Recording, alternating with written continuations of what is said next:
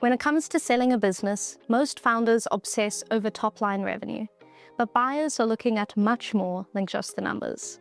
There are hidden drivers of enterprise value that can dramatically change an exit price, and they're often overlooked until it's too late. In this episode, we dig into those invisible levers that can make or break a deal. And to dive into the details, we'll be chatting with Mark Osborne, the founder of Modern Revenue Strategies.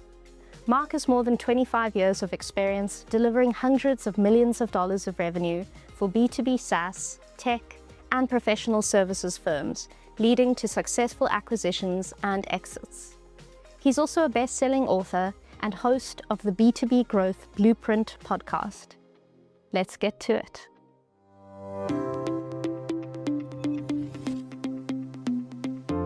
Thanks for joining us today, Mark. Thanks for having me, Alex. I'm excited about our conversation. We've given you a formal introduction. Now for something a bit less formal, what's something that might surprise people about you? Well, when I got started in marketing, I actually was playing in and managing bands. And the early days of the internet, people probably don't remember this, but you didn't have access to the internet all the time in your pocket like you do today.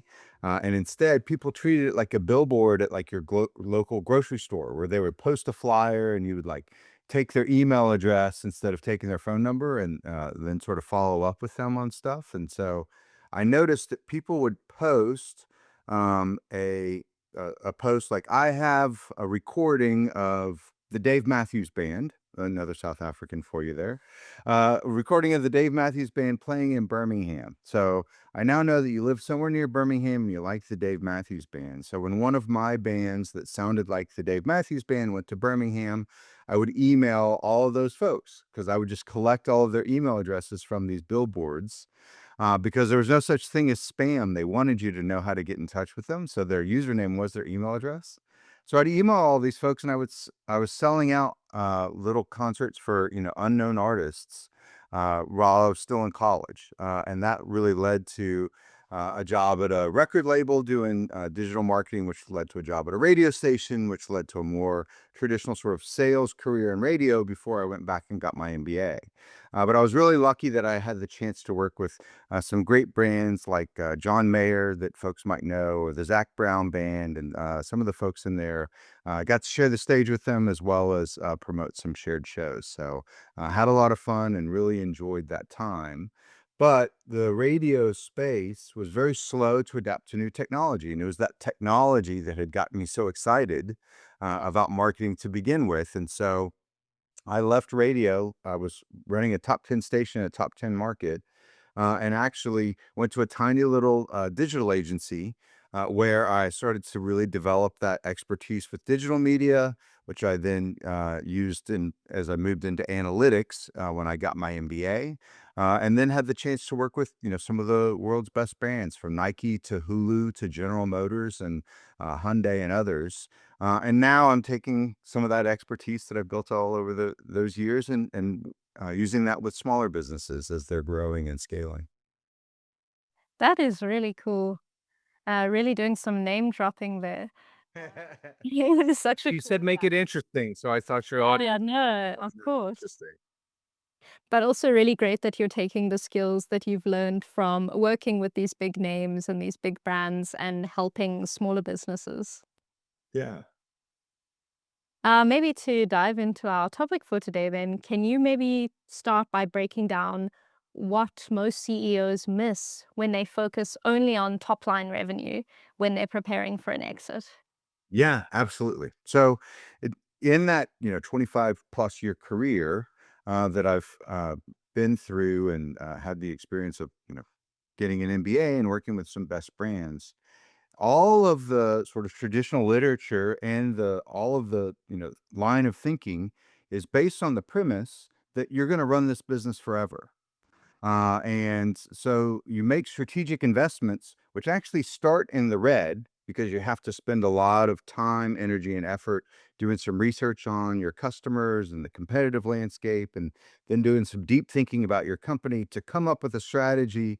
And then you start to test how you bring that strategy to market with different media. And all of that sort of learning and testing is a negative ROI. But that's okay because eventually it's going to turn positive, and it's going to have really great results. But it might take 7 to 10 years for you to get the full payoff of your investment in some of those strategic things. A business that's thinking about selling within 5 years, might be within a year.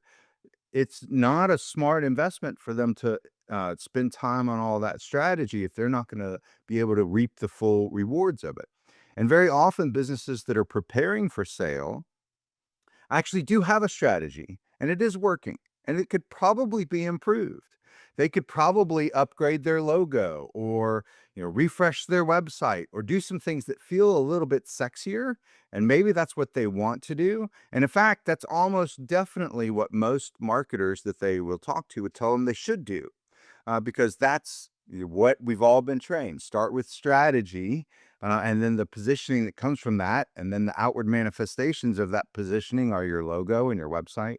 But if you're actually thinking about selling in the near term, that's not the right way to go. Instead, by starting with process. So let's document all of your processes, because chances are today you've got some gaps in your documentation. Let's document your sales process.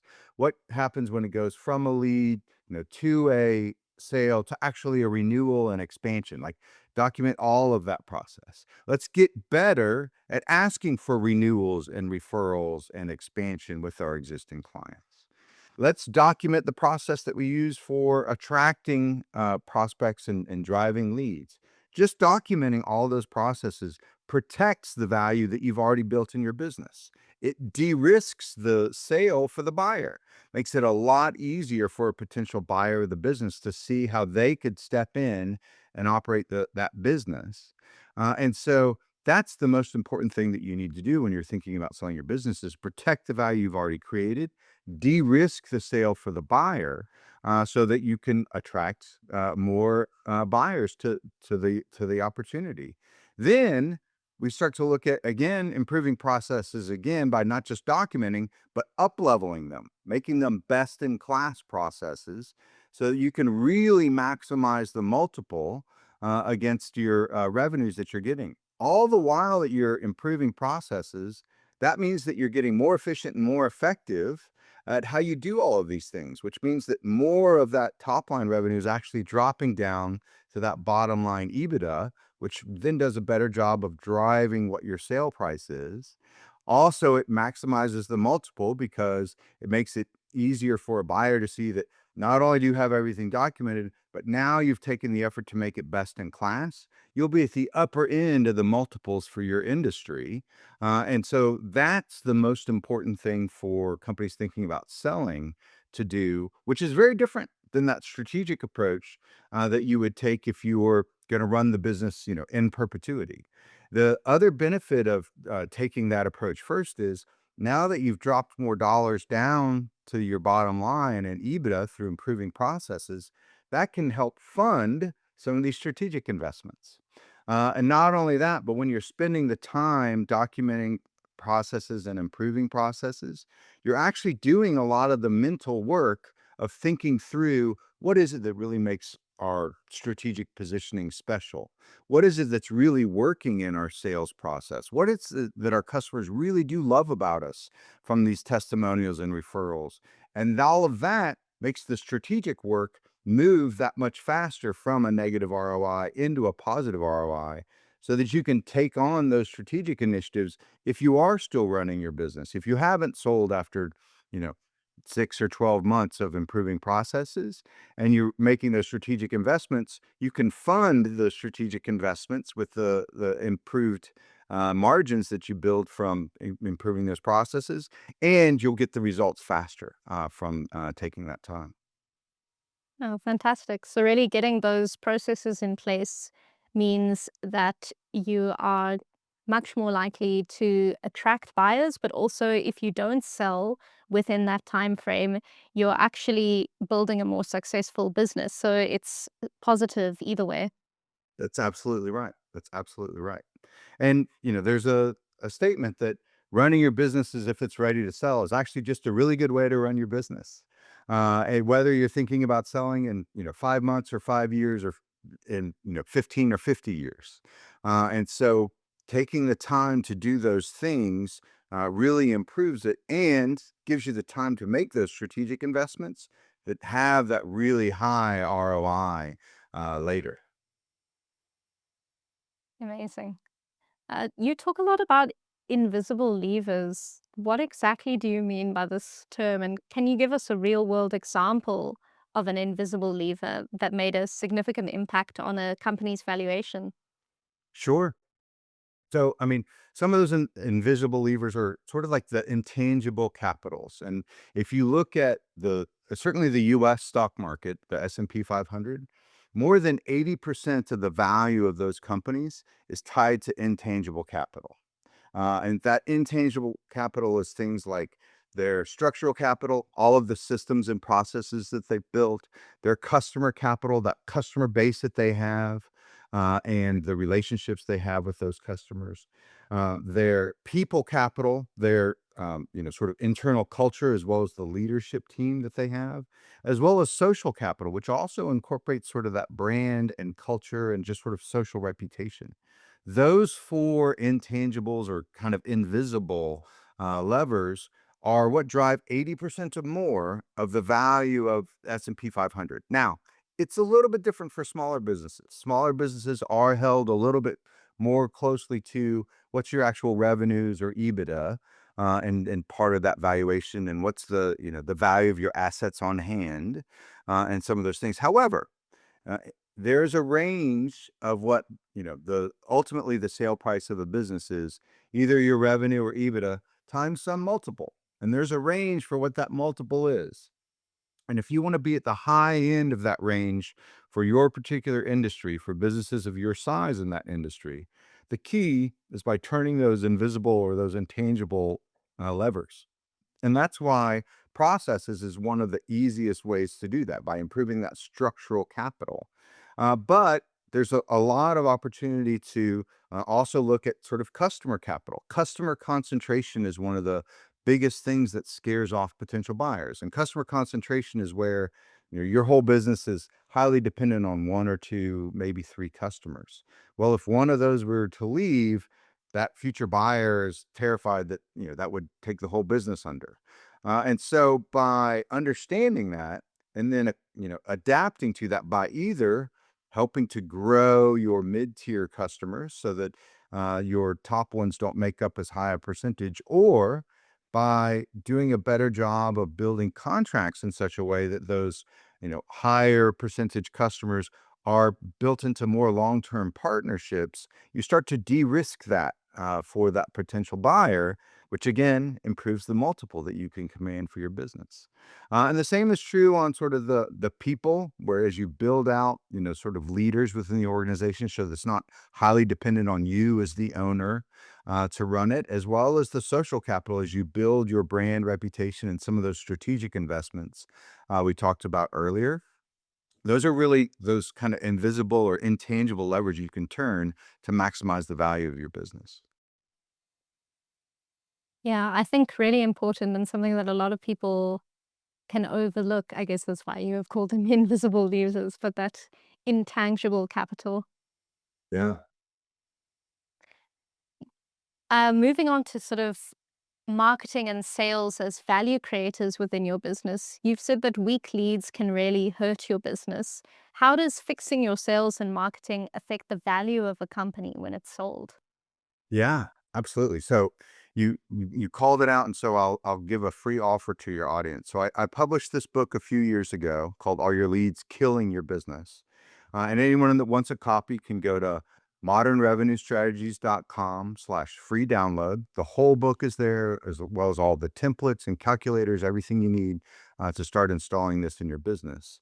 And what we have seen from working with companies over the years is that many businesses are obsessed with, I just need more leads, more leads, more leads, more leads. And that volume then distracts them from the highest quality of leads. And they sort of distribute their resources against all of the leads equally. Each one of them gets the same attention, but they should really be doing a better job of attracting the right leads and then focusing their most of their resources on those customers that have the potential to be their highest revenue generating customers. Because if they're not doing that, their competitors are, and their competitors are then taking those deals out of the marketplace. And what we see happen is that it creates a death spiral. These leads really can kill your business, because if instead of identifying the 10% of really good opportunities in your pipeline, you focus on, all 100% of them equally, well, your competitors will take out those good ones because they are identifying those best. And now you're left with the scraps. And those scraps are really deadly for you, because those are the customers that don't really believe in the value that you're creating. So they're going to whittle you down on price to where you have no margin, so you can't reinvest in your product. So that pulls you further behind the marketplace. Because they don't understand the value that you're creating, they'll also likely ask you to customize either your product or your service or something specific to them, because they don't really believe in your vision. Well, you know what the market wants. That's what you're trying to create, but they're pulling you away from that. So that pulls you even further behind your competition. And then lastly, because they never believed in the value, and because they asked you to deliver it in a way that you knew wasn't the optimal way to deliver this, they wind up churning out before they ever provide advocacy or testimonial or expand or provide referrals, any of those things. And so as a result, they wind up burning you out for no sort of long-term benefit. And you really just can't dominate your market category without some of the viral boost that comes from that endorsement and that evangelism in the market. So if all of the leads that you're bringing into your business, all of the deals that you're closing wind up falling into that category of killer clients, that really kills your business.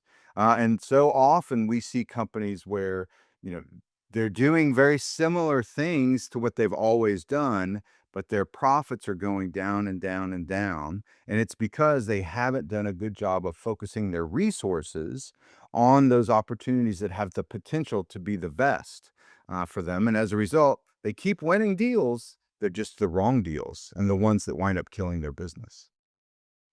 I think that's a really important thing to raise. It's the argument of quantity versus quality. That's And I right. think, yeah, a lot of the time people think, oh, well, I've made the sale. This has got to be positive. A sale's a sale. But Right. if you have one of those killer customers, as you said, you could be missing out on customers who will really value what you have to offer. So on that Absolutely. note, I was wondering, do you have any tips on how to find the customers that really are the right customers for your business so that you aren't wasting time on these killer customers? Yeah, absolutely. It starts by, there's an old phrase, if you don't know where you're going, you'll never know when you get there. So you have to start by really defining, what does an ideal customer look like? And in B2B, we typically do that through a couple different lenses. The first is by really defining the type of company that you like to work with. And the second is really defining the sort of personas or avatars of those decision makers, champions, and end users that wind up being really happy with your business. And too often, what we see people do is they sort of like, well, anyone with a checkbook will be happy to work with them. But by really getting more precise on your niche, you do a better job of customizing your delivery to match a specific use case and a specific need that customers have. And by doing that, you start to create a moat and a wall that no one else can, sort of really adapt to, because you know one particular customer better than anyone else does, and you've adapted your solution to that customer better than anyone else. The other thing that I see people do is they focus only on sort of descriptive firmographics or demographics, like, well, we work with businesses in this industry, in this geography, of this size. They're trying to solve this problem generally. But what I see oftentimes is that you will see the different solution providers, or technology providers, or whatever your service is in the B2B space. You'll find that you resonate with folks that are operating within a different specific context. And I can use an example. A uh, a customer relationship management, or CRM system, something that most companies have of some kind. And there are lots of options when it comes to CRMs. And we see that folks that provide certain CRMs are great for companies that are in growth mode, because they're trying to do a better job of wrangling all of their different customers, and certain CRMs are just sort of better at that aspect of it. Other CRMs are better for companies that are in sort of a contraction. Their industry is shrinking because those CRMs help them do a better job of being more efficient and how they connect with those folks, and doing a better job of sort of following up and upselling and asking for renewals and referrals. Both companies offer CRMs, but by identifying our CRM actually works better for companies in growth mode, and then adapting all of their marketing and sales materials to speak to those companies in growth mode, and then identifying when a company comes to them saying, we're interested in a CRM, asking the questions that reveal, is it because you're in growth mode or is it because you're in contraction, allows them to focus their efforts on where they're likely to win and those customers that are likely to become their best customers. Yeah, I think all really helpful tips for people to think about in terms of finding their ideal customer and not wasting resources chasing customers that are not going to suit their business. Yeah. If we think about processes a bit again, what role do sales processes and marketing metrics play in the due diligence process during mergers and acquisitions? What do acquirers really look at in terms of these processes? Yeah, that's a great question. And what we find is that as part of doing their due diligence, there's a financial component that is pretty tried and true, and has some sort of standard things that people look at around not only what is your revenues, looking at all those add backs or things that maybe you've been a little bit creative to minimize your tax exposure over the years, really cleaning all of that up to make that easy to see for that potential buyer. But then there's also sort of the quality of those revenues, which gets into these things like customer concentration. How dependent are you on long-term customers? Then it gets into the quality of your relationship with the customers that you have. Do you actually have contracts in place, or is it just a handshake? Do those contracts extend into the future, or are they sort of one thing at a time? That ability to turn sort of opportunistic or event-driven revenue into continuous revenue, or at least reoccurring, if not recurring, where you have a regular cycle. Those things do a really good job of improving and pushing you to the upper end of the multiple from those marketing and sales metrics that you can impact. And then the next thing that we see that's really important is just having a well-documented process.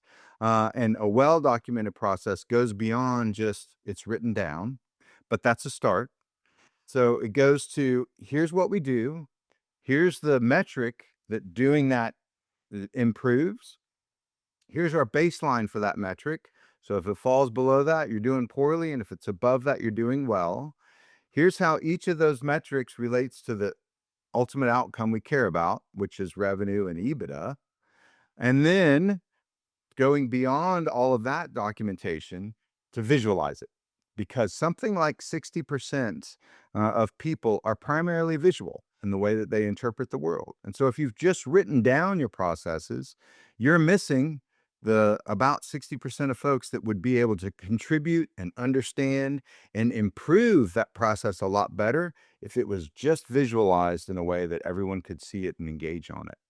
And we also see that by making that step to visualize it and put it out somewhere that people can look at it, it does a really good job of shaping the collaboration. Because if it's my process and I'm just describing it to you verbally, well, for you to help critique it and improve it, you sort of picking holes in my process. If I write it down, that's a step further, and now we can start to collaborate on the company's process because it's written down. So that's a little less confrontational.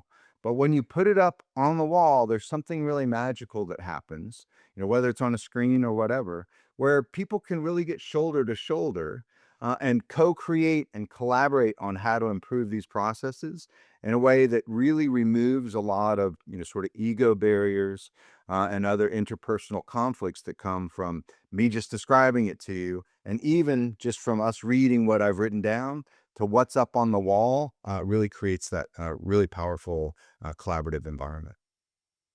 Yeah, that makes a lot of sense. You see, at Sift Analytics, we're all about visualizations as well. And this is something that we've noticed that a lot of people who maybe struggle to understand seeing their financials, um, for example, in a spreadsheet, they will understand much better if they can see it in a graph, if they can see it in some kind of visual format. And I do agree, yeah, it's a lot easier to work with other people, to collaborate when you're looking at these visualizations. I personally also find visualizations quite helpful, um, especially to understand trends and things that you might not always pick up on unless you're a very numerical kind of person. That's right. That's right. And not everyone is. Yeah. Pictures worth of a thousand words, as that quote. That's what they say. That's what they say.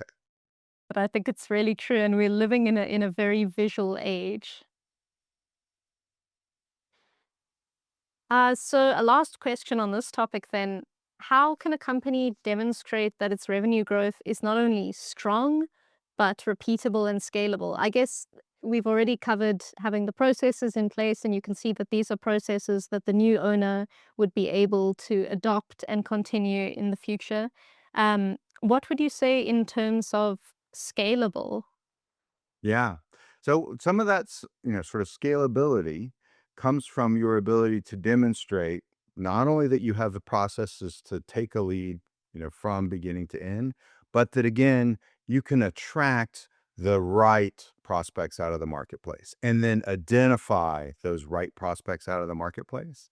And then you have to spend a little bit of, time, energy, money, resources on the market research it takes to show, and this is how many of those exist in the world, so that you can start to really define that total addressable market and then your serviceable market, that is actually the ones that you have the right to win with.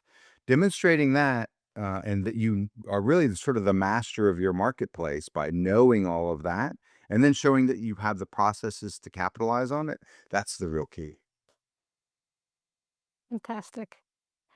We have a little tradition on the podcast where we end with some rapid fire questions. So, Okay. your way. What's one piece of software that you can't live without? ChatGPT is the highest paid employee I've ever had, or the highest ROI employee I've ever had. I definitely have come to rely on that a lot. ChatGPT is great. What's the best book you've read recently, or the best podcast you've listened to?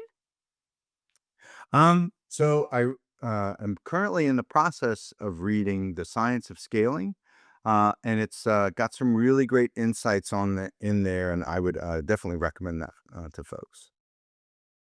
Fantastic. And then, what trends in the B2B marketing and sales arena do you think will have the biggest impact on enterprise value in the next 5 years? Wow, that's a big one. Um, it's got to be your ability to build the processes and systems so that you can then layer in the tools like AI and automation. And what I have seen so often is that companies fail to be able to take advantage of technology innovations because they don't think about creating the systems and processes, capturing the data and structuring the data in a way that they can then take advantage of the technology innovation and solutions. And AI and automation are going to be no different for that. And there's absolutely a revolution happening in that space right now. And only the companies that have taken the time to build those systems and processes will be able to take advantage of it. Yeah, it's all coming back to having the right systems and processes in place. That's right. That's right. And on that note, if there was just one key takeaway that anyone listening to this or watching this took home with them today, what would you want that to be? Systems set you free. It's good. A nice bite-sized takeaway. Systems set you free. That's Thank you right. so Well, much. because they're not restrictive, they actually lay a groundwork that you can build off of. And that's how they really enable you to accomplish a lot more. Yeah, I think for some people that might be a kind of counterintuitive message because I think a lot of people, maybe especially in small businesses that are sort of starting out, might think, oh, these systems are going to slow me down. I associate them with a Right. big corporate that's, got all this red tape. But actually, you need to have some kind of system in place that's repeatable and that will also help you to scale. That's absolutely right. Thanks so much, Mark. And thank you very much for the mentioning of your free book that's available. I will add a link to the bottom of this podcast episode so that all our listeners can go and download their free copy. Fantastic. Oh, thank you for joining today. And thank you to everybody who has been listening. Thank you so much, Alexandra. Thanks for tuning in to the Beyond Insights podcast. Please like and subscribe on whatever platform you're listening to right now. And please share with any of your colleagues or friends or family members that you think might benefit from listening to this podcast. That's all from us. Until next time, see you then.